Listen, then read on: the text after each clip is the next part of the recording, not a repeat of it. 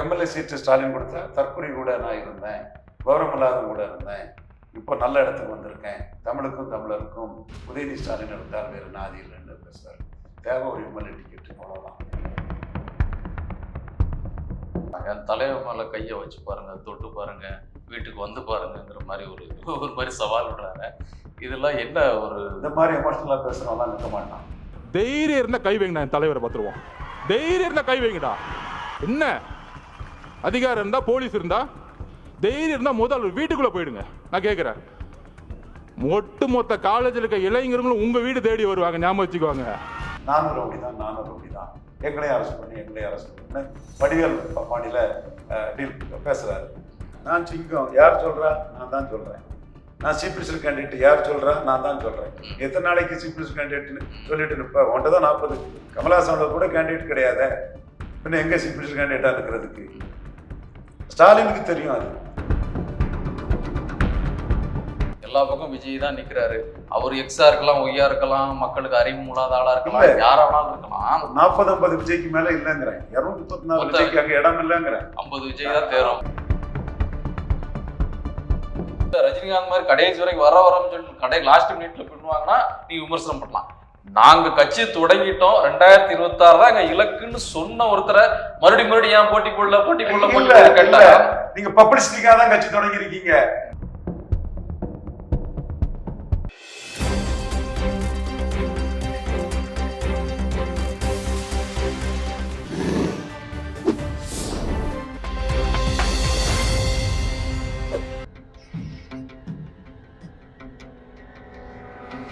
தமிழ் நேயர்களுக்கு வணக்கம். இன்றைய சந்திப்பில் நம்மோடு அரசியல் விமர்சகர் ஆய்வாளர் திரு ரவீந்திரன் துரைசாமி அவர்கள் அவரை அன்போடு வரவேற்கிறோம். சார் வணக்கம். வணக்கம் திரவியம். தமிழக வெற்றி கழகத்தினுடைய சிறப்பு பொதுக்குழு கூட்டம், நீங்களும் அந்த கூட்டம் குறித்து பல தளங்கள்ல பேசியிருக்கிறீங்க. ஆனா விஜய் பேசின அந்த பேச்சை விடவும் ஆதவ அர்ஜுனாவுடைய அந்த பேச்சுக்கு பார்த்தீங்கன்னா நிறைய விமர்சனங்களை நம்ம பார்க்க முடியுது சமூக வலைதளங்கள்ல. விஜய் பேச்சு குறித்து நம்ம நிச்சயம் பேசுறோம், ஆனா ஆதவ அர்ஜுனா குறித்து அந்த பேச்சுக்கு ஏன் இவ்வளவு விமர்சனங்கள்? அவரு பேச்சு கொஞ்சம் மெச்சூரிட்டியா இல்லையோ? ஆதவ அர்ஜுனா பல கட்சிகளை தாண்டின ஒரு சந்தர்ப்பவாதி. அவரே சொல்றாரு திமுகல இருந்தாங்கிறாரு, விடுதலை சிறுத்தைகள் இருந்தாங்கிறாரு, இப்ப விஜய்கிட்ட இருக்கிறாரு. இப்ப கூட அவர் மெட்டீரியல் பொலிட்டிக்ஸ்ல ஸ்டாலின் ஒரு எம்எல்ஏ டிக்கெட் தாருன்னு சொன்னா திமுக போயிருவார்.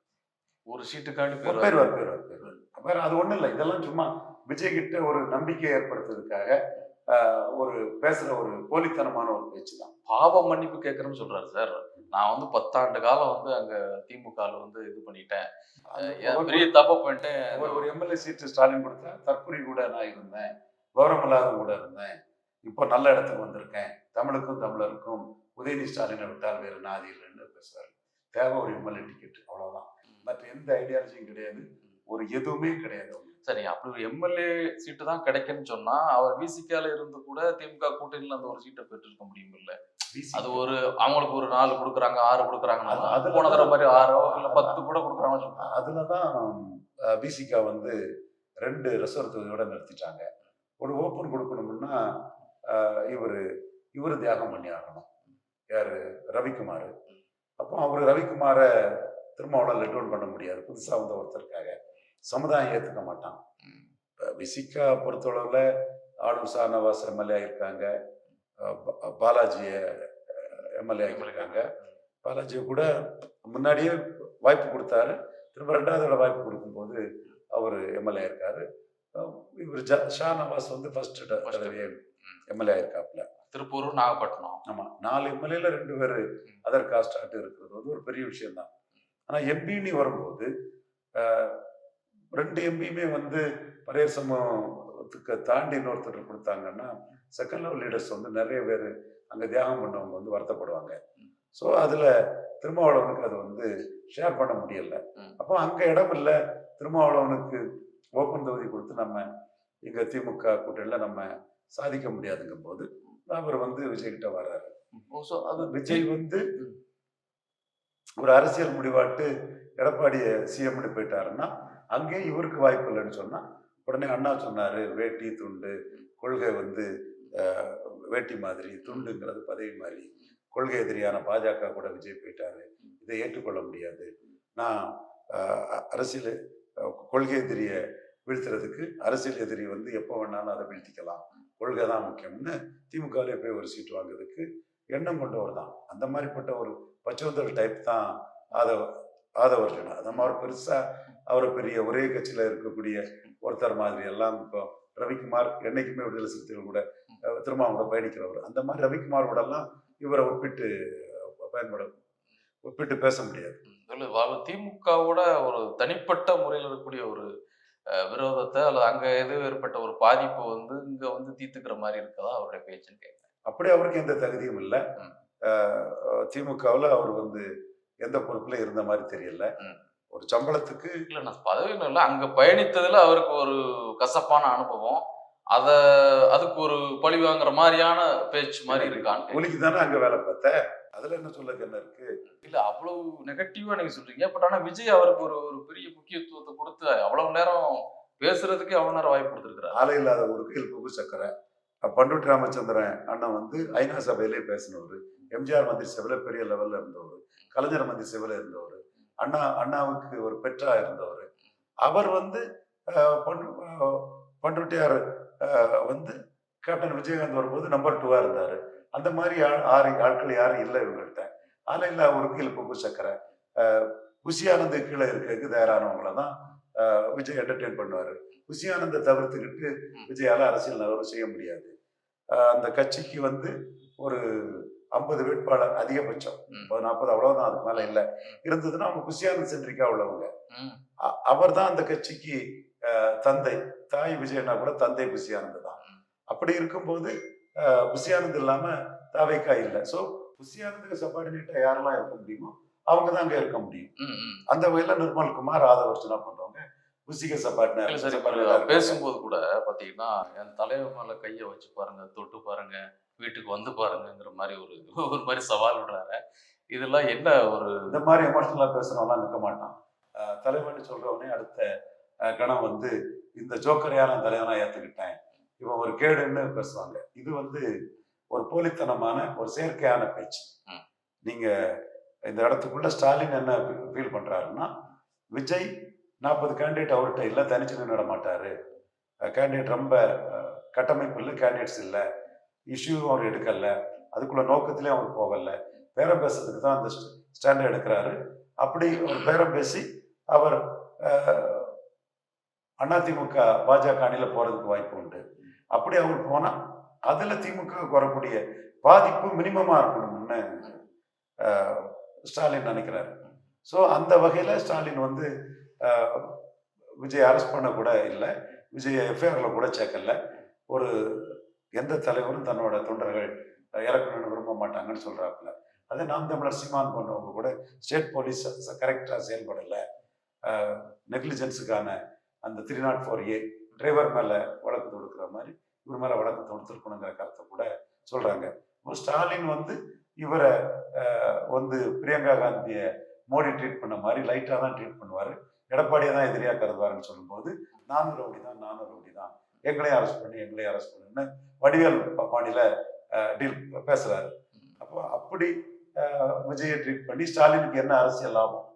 ஸ்டாலினுக்கு விஜய்க்கு என்ன குடும்ப தகராறா? ஒண்ணுமே இல்லையே. அப்போ ஸ்டாலின் வந்து விஜய் தன் எதிரியை பலப்படுத்திடக்கூடாது. அப்படியே பலப்படுத்துறதுக்கு போனா கூட சந்தர்ப்பவாதி, சுயநலவாதி, இது பலன் நிரூபிக்காமலே நோட்டுக்கு சீட்டுக்கும் எடப்பாடிட்ட வலை போயிட்டாப்புலன்னு சீமான் சொல்லக்கூடிய கருத்து மக்கள் மத்தியில பரவணுங்கிற அடிப்படையில இல்ல அது ரொம்ப தெளிவுபடுத்திட்டாங்க சார். இந்த கூட்டத்தை பொறுத்தவரை ரொம்ப தெளிவா தீர்மானங்கள்லயே வந்து அதை வெளிக்காட்டாங்கல்ல. ஏற்கனவே சொன்ன விஷயம் தான், இருந்தாலும் கூட அதை மீண்டும் நான் சிங்கம் யார் சொல்றா? நான் தான் சொல்றேன். நான் சீஃப் மினிஸ்டர் கேண்டிடேட் யார் சொல்றா? நான் தான் சொல்றேன். எத்தனை நாளைக்கு சீஃப் மினிஸ்டர் கேண்டிடேட்னு சொல்லிட்டு நிற்ப? உன்ட்ட தான் 40. கமலாசனோட கூட கேண்டிடேட் கிடையாது, பின்ன எங்க சீஃப் மினிஸ்டர் கேண்டிடேட்டா இருக்கிறதுக்கு? ஸ்டாலினுக்கு தெரியும் அது கேண்டிடேட் இல்ல. கடைசியா எடப்பாடி கிட்ட போய் போவாங்க. லட்சக்கணக்கான தொண்டர்கள், ரசிகர்கள் இருக்கிறாங்க, நீங்க கேண்டிடேட் இல்லைன்னு அது எப்படி நம்ம தவிர ஒரு வார்த்தை, கடுமையான வார்த்தை. எல்லா மிருகமும் ஒண்ணுதான், நாய், ஒட்டகம், சிங்கி, பண்ணி எல்லாம் ஒண்ணுதான். நாம் தமிழர் சீமான் கோளை நாய் கேண்டிடேட்டை களத்தை விட்டு ஓடிட்டாப்புலன்னு விக்ரவாணி ஈரோடு கிழக்குல நிற்காததுக்கு நாம் தமிழர் சீமான் விமர்சனம் பண்றாரு. நீ கொள்கை எதிரிய மோதி பார்க்கணும்னா 39 கேண்டிடேட் போடாம என் லெட்டர் பேடா 24ல் இருந்தான்னு கேட்கிறாப்புல. அப்ப நமக்கு தெரிஞ்சு இவர் மக்களவையிலையும் கேண்டிடேட் கிடையாது, இடைத்தேர்தலையும் கேண்டிடேட் கிடையாது. அப்போ கமலஹாசனாவது மக்களவையில 39 கேண்டிடேட் கிட்ட ஓரளவு போட்டுட்டாரு. அதுல கொஞ்சம் வெயிட்டான ஆட்கள்லாம் இருந்தாங்க. மௌரியா, கமிலா நாசர், தென்சென்னையில் ஒரு ஐஏஎஸ் ஆபீசரு, கோயம்புத்தூர்ல ஒரு தொழிலதிபர், திருச்சியில, மதுரையிலன்னு நிறைய பேர் இருந்தாங்க. இவர்கிட்ட உள்ள கட்சி அமைப்பு நீங்க ஸ்கேன் பண்ணி பார்த்தாலே, அல்ல எக்ஸ்ரே எடுத்து பார்த்தாலே ஒரு சொல்லிக்கிற மாதிரி யாரும் இல்லை. கமலஹாசன் இருந்த அளவு கூட எம்பி டிக்கெட் இல்லையே. அவரே எம்எல்ஏ டிக்கெட் 40 சரத்குமார் கொடுத்தாரு. 40 இல்ல சார், அவர் என்ன சொல்ற, அவரு அந்த நீங்க மதுரையில பேசும்போதே பாத்தீங்களா, இது இந்த முகம் தான், விஜய் தான் முகம், விஜய் தான் இது, எல்லா பக்கம் விஜய் தான் நிக்கிறாரு. அவர் எக்ஸா இருக்கலாம், ஒய்யா இருக்கலாம், மக்களுக்கு அறிவு இல்லாத ஆளா இருக்கலாம், யாரா வேணாலும் இருக்கலாம். 40-50 விஜய்க்கு மேல இல்லங்கிறேன். 234 விஜய்க்கு அங்க இடம் இல்லங்கிறேன். 50 விஜய் தான் தேரும். கமலஹாசன் 150 கமலஹாசனா தேறிட்டாரு. எல்லா இடமும் கமலஹாசன் தான். 150 கமலஹாசனா தேறிட்டாரு. கண்டிப்பா கமலஹாசனோட குறைஞ்ச அளவு உள்ள விஜய்கள் தான் அங்க தேர்வாங்க. அதுதான் உண்மை. இன்னும் சொல்ல போனா ஸ்டாலின் ஒரு சீட்டு தாருன்னு சொன்னா நிர்மல்குமார் போயிருவாரு, ஆதவர்ஜனாவே போயிருவாரு. ஸ்டாலின் கொடுக்கறது எம்பி போஸ்ட், எம்எல்ஏ போஸ்ட். நான் இது விளையாட்டுன்னு சொல்லலை, இதான் உண்மை நிலைமை. ஸோ வந்து அப்போ சொல்லிக்கிறது இந்த முதலமைச்சர், சிஎம் வேட்பாளர், தீர்மானம் அதெல்லாம் ஒண்ணுமே இல்லை. அதெல்லாம் சொல்லிக்கிறதுல என்ன இருக்குது? You must walk the talk. இல்ல ஏதாவது மெசேஜை கன்வே பண்றாங்களான்னு கேக்குறான் அதிமுகவுக்கு. பேரம் பேசுறாங்க, டஃபா பேரம் பேசுறாங்க. நீங்க உண்மையிலே சிஎம் கேண்டிடேட்டா நிக்கணும்னு நினைக்கக்கூடியவங்கன்னா டெய்லி பிரச்சாரம் பண்ணுவீங்க. சனிக்கிழமைன்னு வாரத்துக்கு ஒன்று பிரச்சாரத்தை ஆக்க மாட்டீங்க. ஒரு ஊர்ல பிரச்சாரம் பண்ணீங்கன்னா 10 பாயிண்ட்ல பிரச்சாரம் பண்ணுவீங்க. ஒரு பாயிண்டா குறுக்கிக்கிட்டு அந்த ஊர்ல பிரச்சாரம் பண்ணாது. கொஞ்சம் கிட்ட நெருங்க கூட அதை என்கரேஜ் பண்ணுவாங்க சார். முதல்ல எப்படி இருக்குன்னு பார்க்கணும்ல. இது வரைக்கும் வந்தது இல்லை களத்துக்கு, பனையூரை விட்டு தாண்ட மாட்டாங்கன்னு சொல்றாங்க. சரி இப்போ வந்தாச்சு, ஸ்டெப் பை ஸ்டெப். விஜயகாந்த் அந்த மாதிரி செய்யல. அப்போ நீங்க இறங்கியாச்சுன்னா முழுசா இறங்குங்கிறீங்க. டெய்லி அதிக மக்களை சந்திச்சாதான் நீங்க சிஎம் கேண்டிடேட்டுங்கிற உங்களுக்குள்ள அந்த இதுக்கு மக்கள் ஆதரவு கூடுதல் கிடைக்கும். நீங்க உண்மையிலே சிஎம் கேண்டிடேட்டா நிற்கிறதுக்கு உங்களுக்கு விருப்பம் இல்லாம வாரத்துல ஒரு நாள் 10 பாயிண்ட்ல பேசாம ஒரு பாயிண்ட்ல பேசி அந்த பாயிண்ட்டுக்கும் புற மாவட்டத்துல இருந்து ஆளை கொண்டு வந்து அவங்களையும் சாகடிச்சு நீங்க செயல்பட்டீங்கன்னா உங்களுக்கு ஒரு கூட்டத்தை காட்டி எடப்பாடியை மிரட்டி அதிக சீட்டு வாங்குறதா நோக்கம். தனிச்சு போட்டிங்கிறது உங்க நோக்கம் கிடையாது. தனிச்சு போட்டிங்கிற ஒரு நோக்கம் உங்களுக்கு இருக்கணும்னா நான் இப்பவே கேட்கிறேன், பறையர் தேவேந்திர குல வேளாளர் 2 சமூக மக்களும் 2 சமூக மக்களும் 20 விழுக்காடு இருக்கிறாங்க. நான் உங்ககிட்ட விஜய் கிட்டேயே திருமலை ஷூட்டிங்ல ஹைதராபாத்ல இருக்கும்போது விஜய்க்கு நண்பர், எங்க சாரோட ஒரு உறவினர், எங்களோட ஆபீஸ் மீட்டு, ஒரு உயர் பதவியில் இன்னைக்கு இருக்கிறாரு, லைலாவில் படிச்சவர். அவர் சினிமா சம்பந்தமா விஜய்க்கு ஒரு அட்வைஸ் கொடுங்கிற மாதிரி சொல்லி ஒரு செல்போன்ல கனெக்ட் பண்ணி தந்தாரு. அப்போ விஜய் சொன்னாரு, கன்ஃபியூஸ்டா இருக்கு சார், என்ன செய்யணும்னு தெரியல அப்படின்னு. திருமலை பட ஷூட்டிங், கவிதாலயா பட ஷூட்டிங் ஹைதராபாத்ல இருந்தாரு. பேசுறேன், பேசுறீங்க, செல்ல பேசுறேன். இவருக்கு என் ஃப்ரெண்டு, என் கொலிக்கு அவருக்கு பெரிய ஃப்ரெண்டு லைலா மேட். ஸோ லைலாவில் படிச்சவங்க, கிளாஸ்மேட்டில் லைலா கல்லூரி மூலமா தொடர்புல உள்ளவங்க. அப்போ நான் சொல்றேன், ஒன்றும் நீங்க பதட்டப்படுறதுக்கு ஒன்றும் இல்லை, மினிமம் கேரண்டி இருக்கு. பெரிய வெற்றி கிடைச்சா நீங்க பெரிய ஸ்டார் ஆயிடலாம். மினிமம் கேரண்டி உள்ள எம்ஜிஆர், ரஜினி தான் பெரிய ஆளானாங்க. ஸோ உங்க மினிமம் கேரண்டி தான் முக்கியம், அது உங்களுக்கு இருக்குது. மினிமம் கேரண்டியை உயர்த்ததுக்கு நீங்க அட்டவணை பிரிவு மக்களை முன்னிறுத்தி படங்கள் பண்ணுங்க. பாபா சாஹேப் பீம்ராவ் அம்பேத்கரை உங்க படங்கள்ல போட்டோக்களை நிறைய வைங்க, அவங்களோட இஷ்யூவை கையில் எடுங்க. இன்னைக்கு தியேட்டர் ஆடியன்ஸ் 40% அட்டவணை பிரிவு மக்கள் தான். 40% மேல தியேட்டர் ஆடியன்ஸா இருக்கிறாங்க. So theatre audience theatrical rights ரொம்ப முக்கியம். ஸோ அவங்கள ப்ரொஜெக்ட் பண்ணி படங்கள்ல அவங்களோட ஐடென்டிஃபை பண்ணி உங்களை படங்களை வைங்கன்னு கருத்தை நான் சொன்னேன் திருமலை படத்துல. சரி, அவர் அதை ஏற்றுக்கிட்டாருங்கிறது தீப்பந்தம் எடுத்து, தீண்டாமை ஒளியெல்லாம் பிற்காலத்துல அவரோட படங்கள்ல உள்ள கருத்துக்களை பார்க்கும்போது நமக்கு தெரியுது. ஆனா இன்னைக்கு அவருக்கு தனிச்சு போட்டியிடக்கூடிய ஒரு எண்ணம் இருந்ததுன்னா 20 விழுக்காடு பறையர்களும் தேவேந்திர குல வேளாளர்களும் இருக்கிறாங்க. 1954ஆம் ஆண்டு பெருந்தலைவர் காமராஜ் முதல்வரானதும் அட்டவணை பிரிவு மக்களுக்கு எண்ணிக்கைக்குரிய இடஒதுக்கீடு வேணும்னு அந்த இடஒதுக்கீட்டை கூட்டி கொடுத்தாரு. அதற்கு பிறகு முத்தமிழறிஞர் கலைஞர் 70களில் மீண்டும் அவங்க பாப்புலேஷன் 12 வருஷத்துக்கு இடையில ரொம்ப 18 ஆண்டுகளுக்கு இடையில பெரிய அளவு அது உயர்ந்துட்டுன்னு சொல்லும்போது அவங்களுக்கு 2 விழுக்காடு உயர்த்தி கொடுத்தாரு. அதுக்கு பிறகு அதே கலைஞர் 1 விழுக்காடு அட்டவணை பிரிவு, அட்டவணை பழங்குடி மக்களுக்கு மொத்தமா உயர்த்தி கொடுத்தாரு. அந்த 89க்கு பிறகு 2/12 24 26 வருஷங்கள்ல அந்த மக்களோட பாப்புலேஷன் எவ்வளவு உயர்ந்தும் அவங்களுக்கு வந்து இடஒதுக்கீடு உயர்த்தி கொடுக்கப்படலை. இன்னைக்கு சீமான் அதை வந்து ஒரு பெரிய இஷ்யூவாட்டு எடுக்கிறாரு. பரையர் தேவேந்திர குல வேளாளருக்கு 5 விழுக்காடு இடஒதுக்கீடை உயர்த்தி கொடுங்க. சரி, இது வந்து அந்த சமூக மக்கள் மட்டும் இல்ல சார். இல்ல நான் சொல்ல வரட்டி முடிச்சிருக்கேன். இதுல விஜய் கருத்தே சொல்லல, கருத்து சொல்றீங்க, கருத்தே சொல்லல. அப்போ இந்த இஷ்யூல அவரு ஸ்டாலின் எடப்பாடியோட இருக்கிறார். ஸ்டாலின் கலைஞர் தான் அருந்ததியர் உள்ளொதுக்கீடு கொடுத்தாரு, பிரியாரிட்டி ரெசர்வேஷன். நான் அதை வரவேற்கிறேன், அது வேற விஷயம். அந்த இதை ஜெயலலிதா எதிர்த்தாரு, எடப்பாடி பழனிசாமி இப்ப ஆதரிக்கிறாரு. அப்ப இவரு இதுல ஒரு கருத்தே சொல்லாம இருக்கிறாருன்னா எடப்பாடி கூட கூட்டணி போறதுக்கு தயாரா இருக்காருன்னு அர்த்தம். மீண்டும் மீண்டும் சொல்றேன் நான் அப்படின்னு சொல்லிட்டு களமே வந்து இப்ப டிவிகே வர்சஸ் டிஎம்கே அப்படிதானே அவரு. நீங்க அப்படி உண்மையிலேயே உங்களுக்கு இருக்கும்னா கரூர்ல பேரம் பேசுறதுக்காக இவ்வளவு கூட்டத்தை சேர்த்த நீங்க ஏன் விக்கிரவாண்டியில அவ்வளவு ரசிகர்களையும் அவ்வளவு தொண்டர்களையும் பல மாவட்டத்தை சேர்ந்தவர்களையும் ஒரு 10,000 பேரை டம்ப் பண்ணி ஒரு 10 நாள் ஒர்க் பண்ணி விக்கிரவாண்டி களத்தை உங்களுக்கு சாதகமா மாத்திருக்கலாம். முடிஞ்சு போச்சு சார், அது நடந்து முடிஞ்சு போச்சு தேர்தல். இப்போ வந்து நம்ம போக்கஸ் வந்து அவங்க அந்த முதல்ல சொல்லும் போதே சொல்றாங்க, நம்முடைய இலக்கு நம்முடைய நோக்கம் 2026 சட்டசபை தேர்தல்னா அதுக்கு இடையில எத்தனை இடைத்தேர்தல் வந்தாலும் பத்தி அதை பத்தி நம்ம கவலை இல்லை, நீங்க வாட்டு வேலை செய்யுங்கன்னு அதுக்கு தெளிவு. 2026 வரல, திரும்பி என்ன செய்திருக்கீங்க, தூக்கில போட்டுருக்கீங்களோ அவங்கள, திரும்பி அவங்களை தூக்கில போட்டுருக்கீங்களோ, அது தெளிவே சொல்றாங்களே. ஒன்னும் அதுல ஒன்றும் குழப்பமே இல்லை சார். நான் விக்கிரவாண்டி தேர்தலில் நிக்க போறோம்னு சொல்லிட்டு பின் வாங்கிட்டான்னு சொல்லலாம். அதுக்கு அடுத்த தேர்தலில் வந்து நான் நிக்கிறோம் சொல்லி நான் பார்லிமெண்ட் தேர்தல் நான் போட்டிடும் சொல்லிட்டு பின் வாங்கினா இல்ல ரஜினிகாந்த் மாதிரி கடைசி வரைக்கும் வரம்னு சொல்லி லாஸ்ட் மினிட்ல பின் வாங்கினா நீ விமர்சனம் பண்ணலாம். நாங்க கட்சி தொடங்கிட்டோம் 2026 தான் எங்க இலக்குன்னு சொன்ன ஒருத்தரை மறுபடியும் ஏன் போட்டி போடல கேட்டா நீங்க பப்ளிசிட்டிக்காக தான் கட்சி தொடங்கி இருக்கீங்க.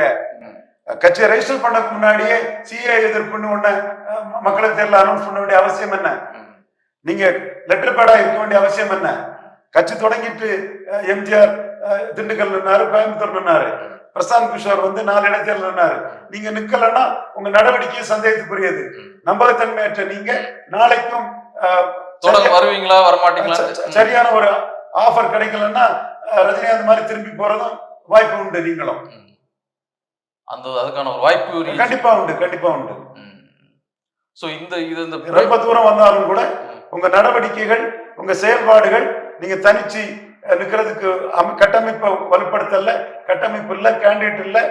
நீங்க கரூர்ல செய்தது வந்து ஒரு பேரம் பேசுறதுக்காக பண்ண ஒரு கூட்ட முயற்சி தானே தவிர தனிச்சு நின்று வாக்க உயர்த்ததுக்கான முயற்சி இல்ல. அதிக மக்களை சந்திக்க விரும்பல. நீங்க ஒரு சந்தேகம் சொல்லுங்க சார், என்ன இல்ல அவரு ஒரு தடவை அதை தான் தெளிவுபடுத்திட்டாரு சார். இதுல இருந்து எந்த குழப்பமே இல்லை.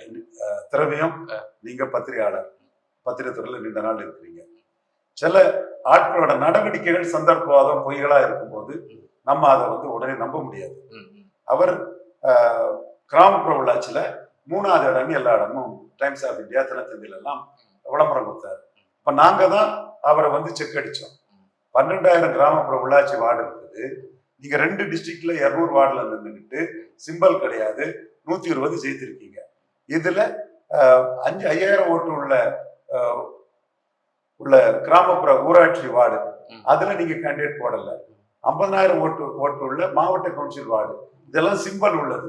5,000 50,000 உள்ளதுல சிம்பல் உள்ளதுல கேண்டிடேட் போடாம கிராமப்புற ஊராட்சியில அதுல உறுப்பினர் 300 பேர் 400 பேர் இருக்கக்கூடிய இடத்துல நீங்க கேண்டிடேட் போட்டு ஒரு நம்பரா வெளியே அந்த மாவட்டத்தில் உள்ள ரசிகர்கள் எல்லாம் கொண்டு சேர்த்து அந்த செல்வாக்கான நபர் ஜெயித்ததை 120 பேர் ஜெயித்துட்டோம் நாங்க 3வது இடம்னு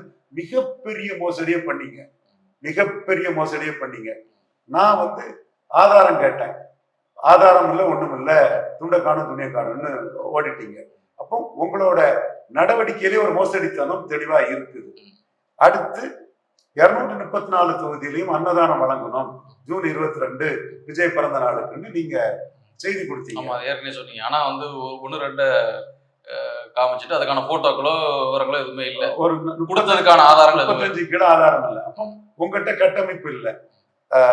கரூர் சம்பவத்துக்கு கட்டமைப்பு இல்ல, உண்மையும் இல்லை. கரூர் சம்பவத்துக்கு நீங்க ஒரு அமைதி ஊர்வலம், ஆர்ப்பாட்டம் எதுவுமே இல்லை. அடுத்தால எல்லாத்துக்கும் மேல இப்ப முடிச்சுக்கிட்டேன், 1000 கொள்கை விளக்க கூட்டம் நடக்குன்னு சொன்னாங்க. எந்த ஊர்லங்க கொள்கை விளக்கு கூட்டம் நடந்தது? எத்தனை அதாவது பேருங்க கூட்டம் போட்டான்? இல்ல இந்த பிரச்சனை ஆகி போச்சுல சார் இடையில அந்த சரிங்க, பிரச்சனை எல்லாம் முடிஞ்சாச்சு. இப்போவாது 4 இடத்துல கூட்டம் போட்டோம்னு ஒரு செய்தி வர வேண்டாமா? 8% வாக்கெடுத்த அங்கீகரிக்கப்பட்ட கட்சியான நாம் தமிழர் கார்த்திகா டெய்லி பேசிட்டு இருக்கிறாங்க, அபுபக்கர் பேசுறாப்புல, இடும்பாவனம் கார்த்திக் நிறைய கூட்டம் பேசுறாப்புல, சாட்டை துருவன் பேசுறாங்க. நம்ம அவங்க அங்கேயும் பேசி சமூக வலைத்தளத்துல போட்டு அவங்க அதை பரப்புதல் பண்ணிட்டு இருக்கிறாங்க. அப்ப நீங்க உங்களை பெரிய பெரிய அளவுக்கு உங்களை கிளைம் பண்ணக்கூடிய நீங்க 1000 கொள்கை விளக்க கூட்டம் போடுவோம்னு சொன்னவங்க ஒரு 5 கூட்டமாவது போட்டதாட்டு எங்கேயாவது எவிடன்ஸ் தர முடியுமா? அப்ப வாய்ப்பு வந்ததை அடிச்சு விட்டுட்டு போயிடுறது. அப்ப நம்ம செக் பண்ணி ஆதாரம் கேட்டா ஆதாரம் தர முடியல, கட்டமைப்பு இல்ல, கொள்கை விளக்க கூட்டம் போடல, அன்னதானம் 35 இடத்துக்கு மேல போடல, கரூர் சம்பவத்தை மக்கள் மத்தியில கொண்டு போக முடியல, விஜய்க்கும் தனிச்சு போட்டியிடக்கூடிய எண்ணம் இல்ல, அதற்கான இஷ்யூவை எடுத்து வைக்கிறதுக்கும் அவர் தயார் இல்ல. பரையர் தேவேந்திர குல வேளாளர் 5% இடஒதுக்கீட்டுல இருந்து, இலவசங்கள் ஒழிப்புல இருந்து, சீமான் தனிச்சு போட்டியிடுறதுக்காக பலப்பட்ட இஷ்யூகளை சொல்லும் போது நீங்க திமுக அதிமுக கூட ஒட்டியே போகணுங்கிறதுக்காக அந்த கண்டென்சியஸ் இஷ்யூஸ் எல்லாம் நீங்க எடுத்து பேசுறது இல்ல. அப்போ உங்க நடவடிக்கை வந்து கூட்டணி சந்தேகத்துக்குரியது, கூட்டணி நோக்கி போகக்கூடியதான் கண்டிப்பா இருக்கு அப்படின்னு சொல்லுங்க. பட் அந்த இப்போ இந்த பேச்சுக்கு அப்புறம் அந்த பொதுக்குழு கூட்டத்துக்கு அப்புறம் அதிமுக இதை எப்படி கவனிக்கிறாங்க?